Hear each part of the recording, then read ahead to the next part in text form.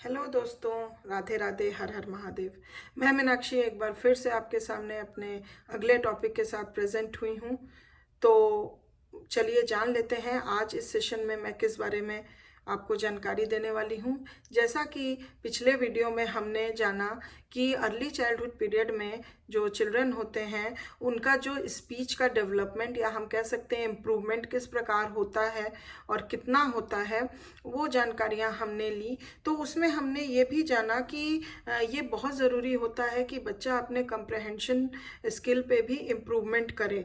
तो आज इस सेशन में हम देखते हैं कि किस प्रकार बच्चे का अर्ली चाइल्डहुड पीरियड में बच्चे अपने इम्प्रूवमेंट इन कंप्रहेंशन करते हैं और किस प्रकार से वो ज़रूरी होता है और क्या क्या रीजंस हैं उसके बिहाइंड। तो आज इस सेशन में हम improvement in comprehension in early childhood बात करेंगे। तो मैं आशा करती हूँ कि आप वीडियो में अंत तक ज़रूर बने रहेंगे। और अगर आप मेरे चैनल में नए व्यूवर हैं या मेरे वीडियो को पहली बार देख रहे हैं और अभी तक सब्सक्राइब नहीं किया है तो प्लीज़ जल्दी से सब्सक्राइब करिए, जिससे कि मेरा और आपका संपर्क यूं ही बना रहे और आप इसी तरह लाभान्वित होते रहें। तो चलिए इसी के साथ मैं सेशन को आगे बढ़ाती हूँ। To be able to communicate with others, children must understand what others say to them. सबसे पहली बात ये होती है कि अगर हमें किसी से कम्युनिकेट करना है तो बच्चों को ये आना बहुत ज़रूरी है कि कोई भी दूसरा व्यक्ति उससे क्या बोल रहा है उसको वो अच्छे से कॉम्प्रहेंड कर पाए या अंडरस्टैंड कर पाए।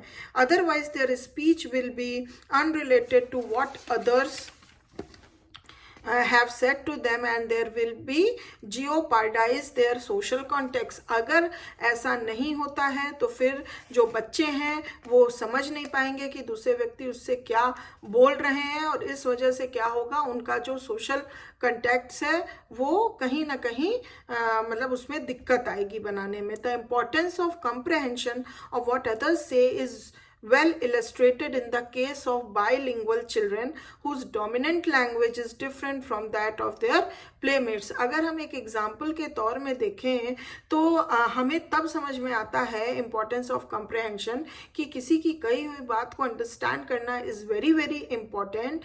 ये तब हम देख सकते हैं अगर हम किसी एक बाइलिंगुअल चिल्ड्रन को देखें जिसका कि डोमिनेंट लैंग्वेज जो है वो उसके पीयर ग्रुप या प्लेमेट से डिफरेंट है।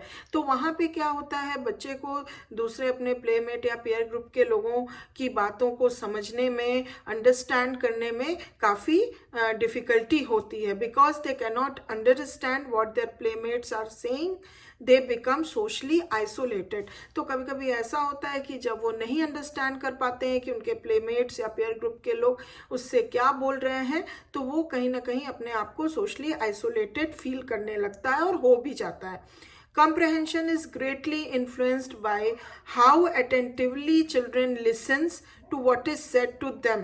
Comprehension greatly influenced इस बात से भी होता है कि किसी की कही हुई बात को हम कितना मतलब कह सकते हैं अटेंटिवली सुन रहे हैं, क्योंकि लिसनिंग जो होती है ये भी एक बहुत बड़ा स्किल होता है। अगर हम अच्छे से ध्यानपूर्वक किसी की कही हुई बात को अटेंटिवली सुनेंगे नहीं तो हम समझ नहीं पाएंगे, अंडरस्टैंड नहीं कर पाएंगे। तो it is also very important for improve our comprehension by listening very attentively to others what others say।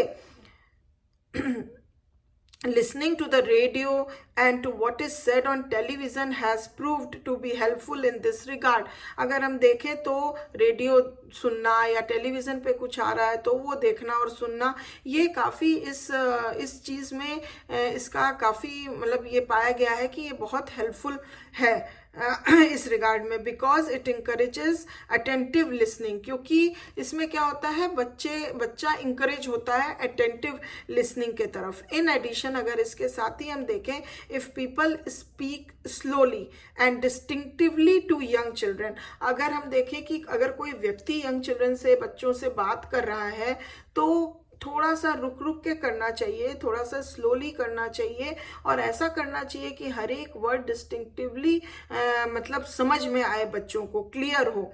हाँ, using words they have reason to believe the child understands, और उन वर्ड्स का इस्तेमाल मोस्टली करना चाहिए जिसको कि लगे कि हाँ ये वर्ड बच्चा समझ सकता है. They have reason to believe the child understands, this will likewise encourage attentive listening. तो ये तरीका भी अपनाने से बच्चे के अंदर अटेंटिव लिसनिंग जो होगी वो डेवलप करेगी. अगर इसी की कंट्रास्ट में हम बात करें, when people speak very rapidly to young children, अगर छोटे बच्चों से, यंग चिल्ड्रन से हम बहुत तेज बात करेंगे, तेजी में बात करेंगे यूजिंग, और अगर हम डिफिकल्ट या अनफेमिलियर वर्ड्स जो कि बच्चा उतना कन्फ्रंटेड नहीं है उस वोकैब से, अगर हम वो चीज़ें, वो वर्ड्स का इस्तेमाल करेंगे या इवन कॉम्प्लेक्स सेंटेंसेस का यूज करेंगे, children become confused and discouraged.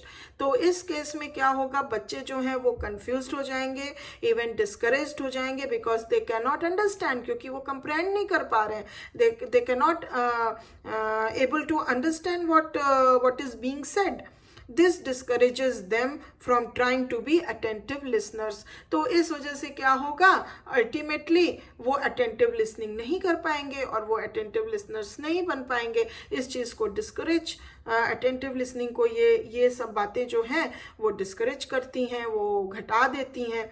तो बच्चे के अंदर फिर वो वाली चीज़ नहीं डेवलप हो जाएगी कि वो किसी भी बात को अटेंटिव लिसनिंग करें. तो इस वजह से हमें इन बातों पे बहुत ध्यान देना चाहिए कि अगर हम छोटे बच्चों से बात कर रहे हैं, यंग चिल्ड्रन से अगर हम बात कर रहे हैं, तो हमको ये इंकरेजमेंट देनी चाहिए बच्चों को कि वो पहले बातों को बहुत ही अटेंटिवली लिसन करें. और इसके लिए हमें भी बहुत सारी चीज़ों पे ध्यान रखना पड़ेगा कि हम बच्चों से काफ़ी सिंपल वर्ड्स में बात करें जो कि हमको लगे कि ये बच्चा समझ सकता है, ज़्यादा कॉम्प्लेक्स सेंटेंसेस ना बना के बोलें, और इवन क्या कहते हैं कि उनके साथ थोड़ा सा स्लोली अपने स्पीच को, अपने कम्युनिकेशन को ज़्यादा रैपिड ना बनाएं, थोड़ा सा धीमे धीमे और एक सामंजस्य बना के बात करें, जिससे कि बच्चा अच्छे से वो बात समझ पाए कि हम उससे क्या बोलना चाह रहे. तो इससे उनके अंदर एक डेवलपमेंट और उनके कॉम्प्रहेंशन की स्किल्स भी जो है वो काफ़ी हद तक इम्प्रूव होगी और उनके अंदर एक अटेंटिव लिसनर के रूप में वो डेवलप होंगे. तो मैं आशा करती हूँ कि ये जानकारी आपको पसंद आई होगी. अगर आई है तो प्लीज़ एक लाइक दे दीजिए, और अभी तक सब्सक्राइब नहीं किया है तो प्लीज़ कर दीजिए. मैं फिर अगले वीडियो में एक नए टॉपिक के साथ आपके सामने उपस्थित होंगी. और thank you very much for watching my video. तब तक के लिए अपना ध्यान रखिए, ख्याल रखिए. Bye bye, take care.